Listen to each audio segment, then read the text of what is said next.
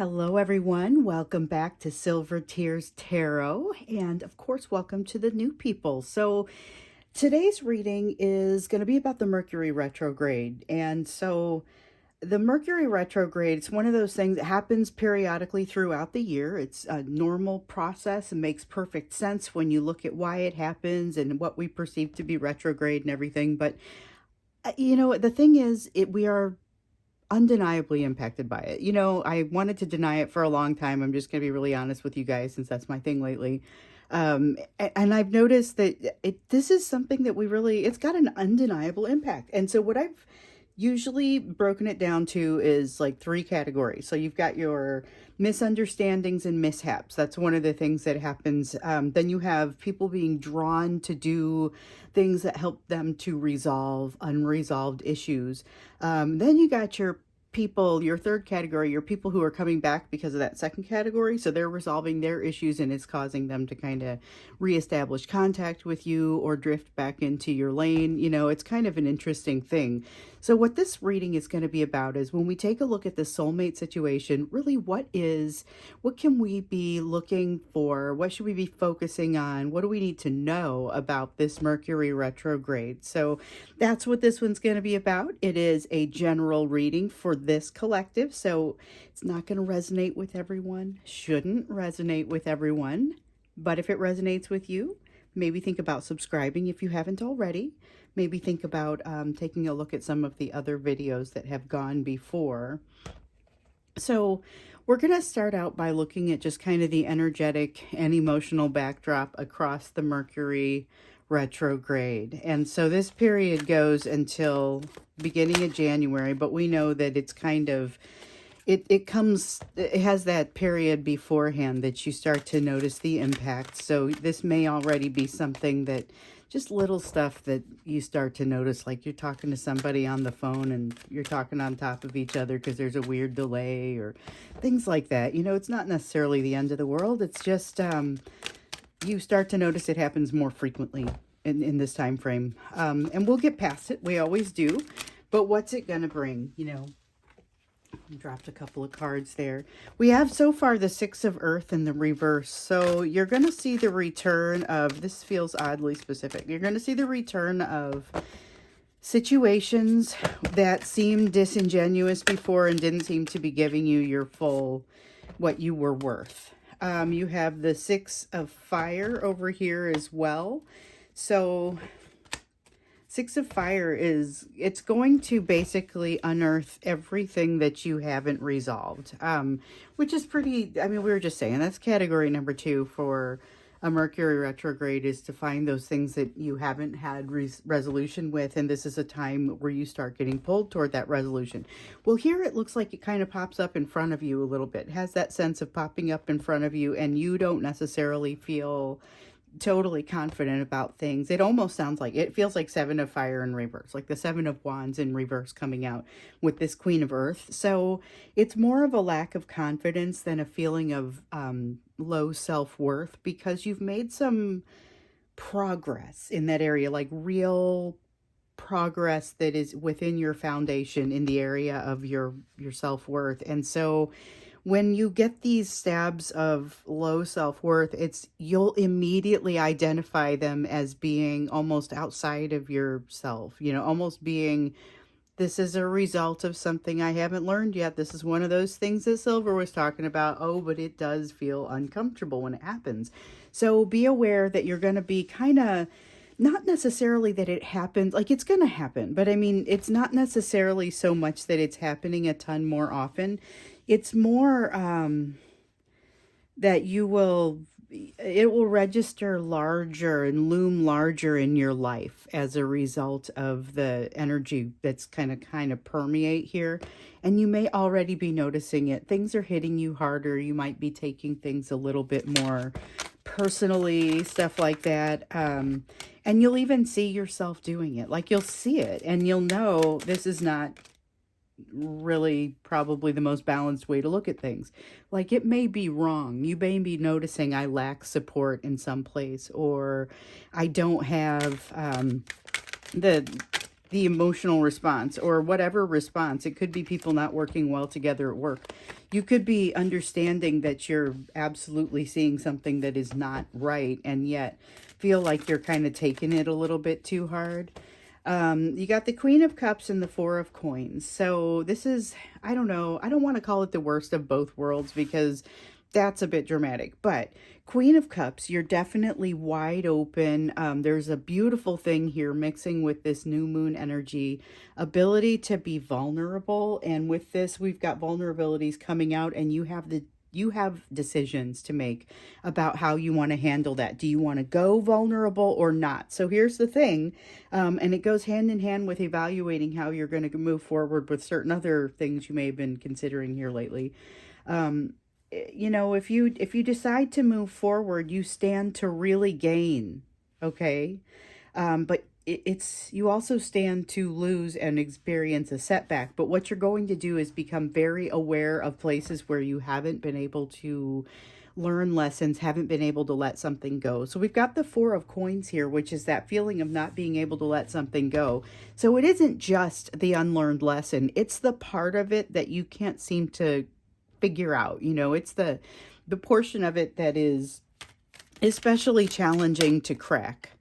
Seven of Cups in the reverse, it kind of puts you in a place where you're, okay, so you say, I'm ready to resolve this, but it's not super clear what you have to do to resolve it. You don't necessarily know, okay, so you're ready, but what do you do? Like, what is your next step to resolve it? You may have several options ahead of you, but you just feel so overwhelmed by the whole thing that you just kind of aren't able to take a determined step in any direction.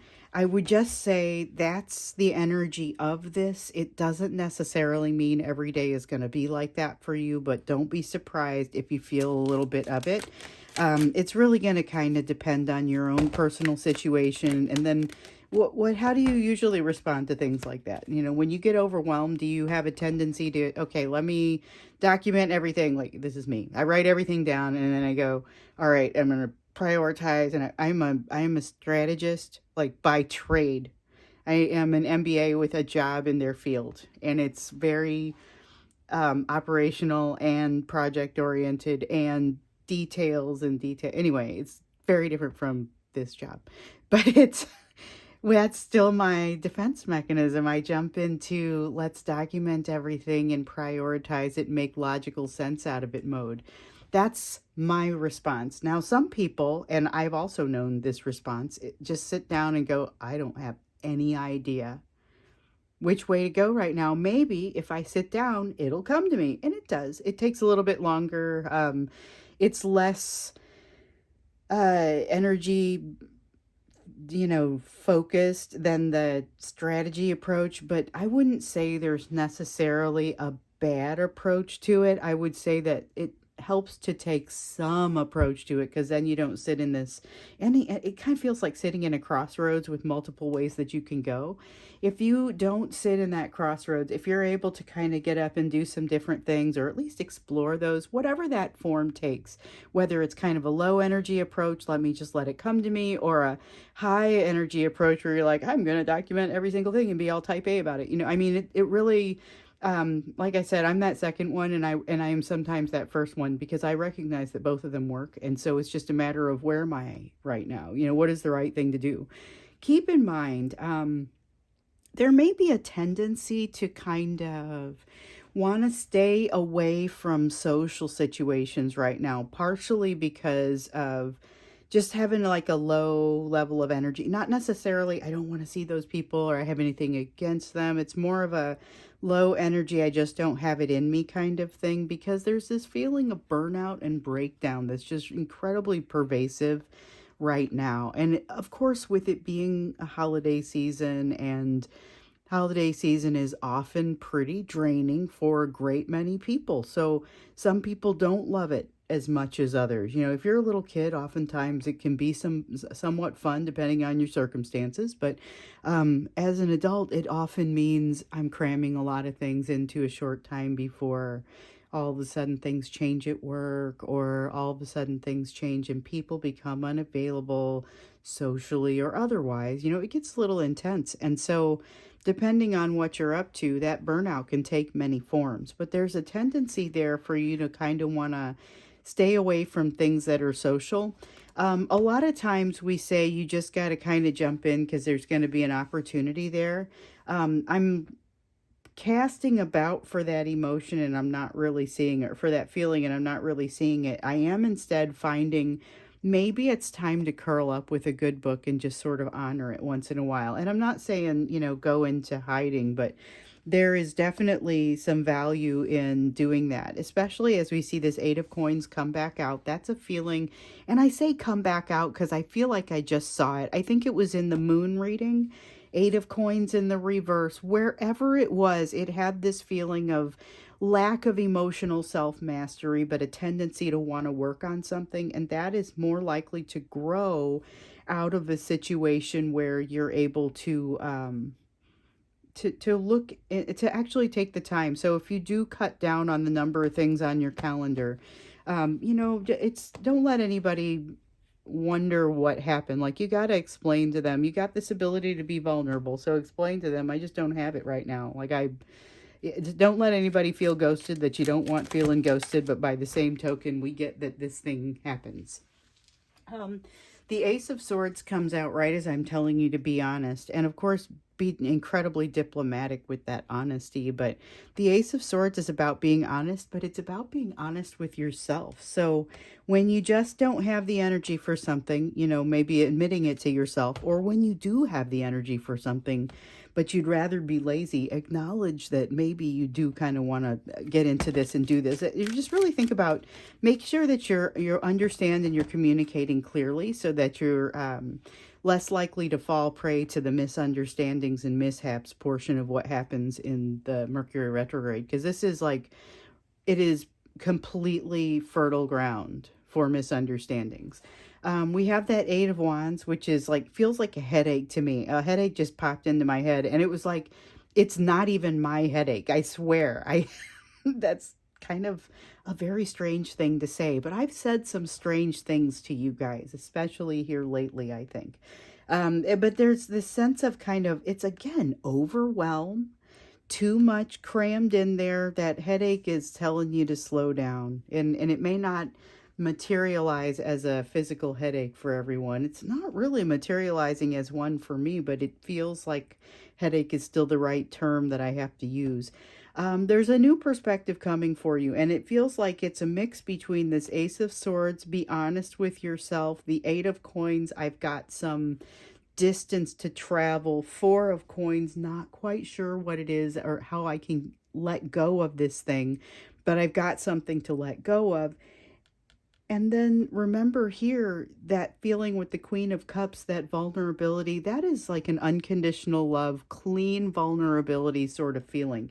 And this new perspective has you coming out feeling like that sense of newness and springtime. So this is, remember, resolving just after the beginning of the year. So this is a collective where you have, we're going to do, in another day or so, we're going to get in and do the reading for the second half of January, or I'm sorry, reading for the second half of December. And when we do, I think we need to start looking at really how everything culminates for you, because you have a lot of options here, and you have been having kind of this rising beauty in your energy. This collective has done some really amazing things in my time here, but what I would characterize the current trajectory as, you guys are expanding in the most beautiful, beautiful ways. So much gorgeous potential for you.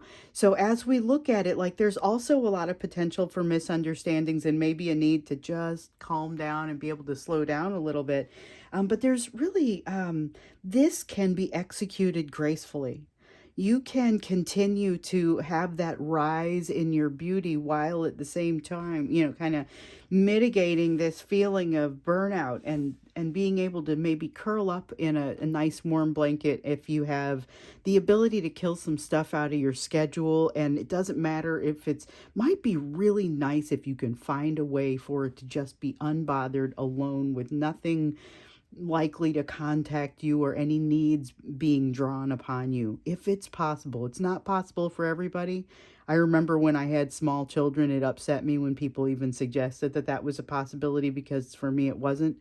So I just want to be real understanding about the fact that's not always possible. But whatever your version of that is, if it's your 5 minutes in the shower where hopefully some kids stay asleep, whatever your version of that is, take it. Take it and really enjoy it. Don't spend the time worrying about what's about to happen or what else you've got to do if you're facing that kind of burnout. But, adjust that for whatever your burnout looks like. So let's look at what else needs to happen here. And I'm going to meld these last two columns, where we usually look at what do you need to know, and then we look at where should you be focused. I'm going to go ahead and let those... it's already kind of been coming out in the first portion. Okay, let's see here. So we need the 6 of water and the call. Okay, so the call is like, it's like the judgment card in the traditional tarot. The 6 of water it's like the 6 of cups. We often see it as 6 of cups. That's that nostalgia energy, which makes sense. Wrapping up a year, gonna see some nostalgia energy. Boy, you match up wrapping up a year with a Mercury retrograde. You got some serious potential for nostalgia. No wonder that one guy came back that reacted to my post. I don't know if you guys sat through like the first 8 minutes of yesterday's reading. I gave you a long discourse on what just happened that matched up perfectly with the reading that I gave a couple of days ago. Only here's what happened in my life, so I could be vulnerable about it and tell you. But I also told you about some of the breakthroughs that I was experiencing, and one of them involved the first boy I ever kissed at the age of 16, like coming back and not really coming back. He responded to a post that I made on social media, and I thought that was kind of interesting because I haven't, talked to him in 20 years or something like that. 30 years, long time. Oh, but there was a breakthrough attached to it. That was what was important about it. And the nostalgia piece has, that has a lot of elements for you to really just kind of, it benefits you to have a little bit of downtime, even if it's that 5 minutes in the shower, to think about just kind of whatever wants to pop into your head. But know that you may not necessarily be in a position to do very much about it with the love card here in the reverse.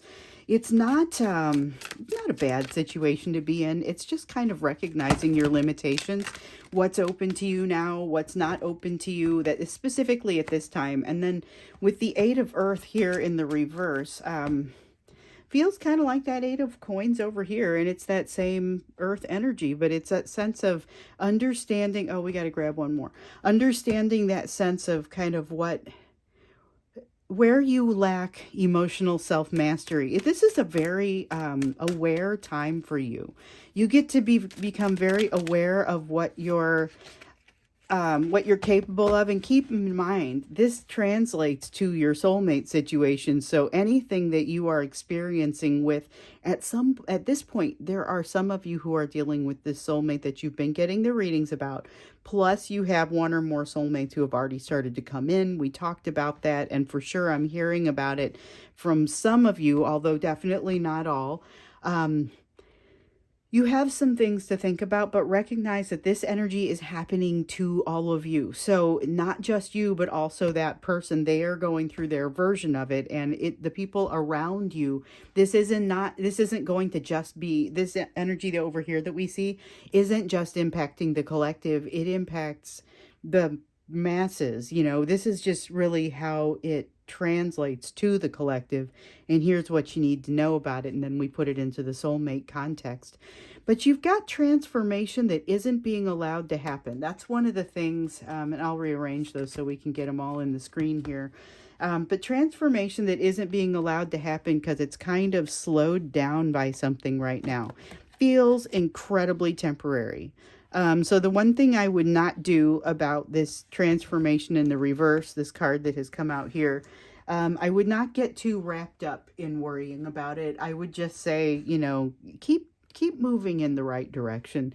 There's a lot of opportunity for misunderstanding, and for it might be beneficial to start writing some things down so that you can come back and tweak it later, because it might be something that you write it down and say, oh, you know what, I thought I had a good idea here and I had the basis of one, but let me go ahead and tweak that in a way that makes good sense. And that should hopefully, unlock some things for you and hopefully open up the potential for this transformation. So it all starts here. It's all going to start in this last couple of weeks of the month. When we get in, we're going to take a deeper look into it when we get into the extended. And I think depending on what comes out here, we might ask some specific questions, but we get to take another deeper look into it when we do the reading in a couple of days that talks about the end of December. I just don't seem to want to get that month right. But yeah, as we talk about the end of December, as we talk about the way the year is wrapping up, and hopefully kind of giving you a little bit of an idea of what it's springboarding into in the next year, as we go into January. And of course, we'll take a little bit closer of a look and start to think about the year and review. But that's something that really you're already doing with this Six of Water energy. You're going to be feeling this throughout the year. A lot of time for nostalgic memory. And of course, if you're able to kind of pay attention and sit with it, which admittedly schedules are difficult, there's a lot of a feeling of burnout. But if you're able to do that, there is a lot of energy of learning in this for you, something that you stand to gain from it, but not necessarily places where you can operate. You may realize something from a long time ago, but not be in a position to really do much about it, So we've got the call that came in the reverse. We've also got the judgment card coming in the reverse. That is basically the same energy. And what it's telling us is we get to the end of the year. We're not necessarily happy with everything that we see there. There's more to do. But there's something about it that really is okay. So in the tarot, the major arcana consists of, it consists of 22 cards. It starts with 0, which is the Fool, and then you have 1 is the Magician, and onward until you have number 20, which is Judgment, and the World, which is number 21. And so when you can't really get to the World, which is that happy ending or the completion of a cycle, until you pass Judgment. So one thing that I want to point out here is that even though this Judgment card is in the reverse, and you're definitely finding some things that need some change, it does not mean you are not passing Judgment or getting to the end of the cycle. But also, rest assured, there is a new cycle beginning. As you kind of, there's some resolution that happens during this Mercury retrograde time frame for you. And so this tells us it's a little bit bittersweet, because you're able to accept some things and become resolved with some things, but they don't necessarily mean that everything turns out the way you wanted, which we saw that with the Lovers in reverse. And I think I saw that over here, and that I don't know if it's going to be part of the reading when we get to it, but it's that same concept of not necessarily having all the opportunities. This is remembering something that happened to you at, in high school, and not being able to proceed with it because those moments are no longer accessible to you. It's that type of thing, but mixing it with nostalgia, you're going to find things like that.